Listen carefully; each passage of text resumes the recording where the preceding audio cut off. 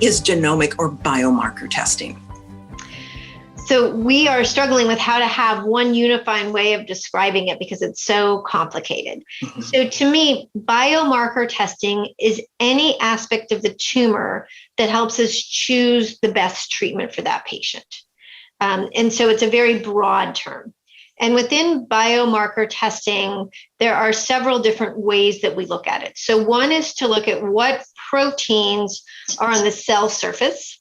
And we do that by having stains that we use to stain the tissue. So again, complicated, but when a piece of tissue is taken out of the person, part of the tumor is removed, it's sliced into little tiny slices, which are then put on glass slides that can be looked at under the microscope. And that's how the pathology doctors can look and see, this looks like cancer or it doesn't look like cancer. When it does look like cancer, you can then put on stains, so basically different colored antibodies that will light up if that particular protein is there. And so that helps us figure out for sure that this started in a lung because there's specific proteins that are only found in lung. So that's one way we use it. And this is an older technology. But we also can use that to look for how much of this PD-L1 protein is expressed. And so that's an important biomarker, but it's not based on genomics, which is when we're talking about the DNA. Then we have the genomic testing, and that's when we're looking at the genome of the tumor and how that genome is different. And that's that DNA or RNA testing.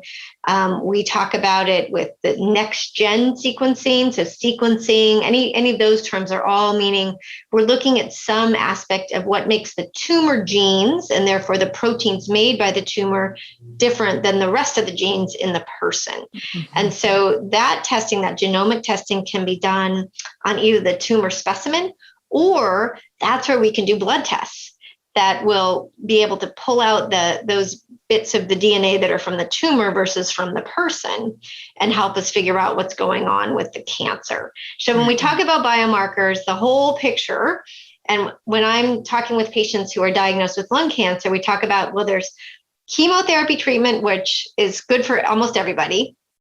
There is targeted therapy. Targeted therapy is usually based on those genomic tests. And the genomic tests can be done either on the tissue or on blood, but they're really important to have a full understanding of the tumor is to do a comprehensive or next-gen sequencing analysis of the tumor DNA. And then you have the immune therapy where that PD-L1 biomarker is important. So that's the way I think about it. And the biomarkers are really critical for helping us figure out what's the best path forward for any individual patient. When I started treating lung cancer patients 20 years ago, we only had chemotherapy. And now for metastatic disease, with using the right biomarkers, we can figure out so much more about the cancer to be able to personalize the treatment. For many patients, be able to offer pill therapies that are somewhat less toxic and highly active and give people more time. And now we're in the immune therapy revolution, which is helping a whole other group of patients living with lung cancer to be able to live with quality life for much longer. And the pace of discovery is just going up so quickly. And I think that's what I'm most hopeful about is just how much attention is being paid on lung cancer and finding better therapies. They're going to help more people for a longer period of time.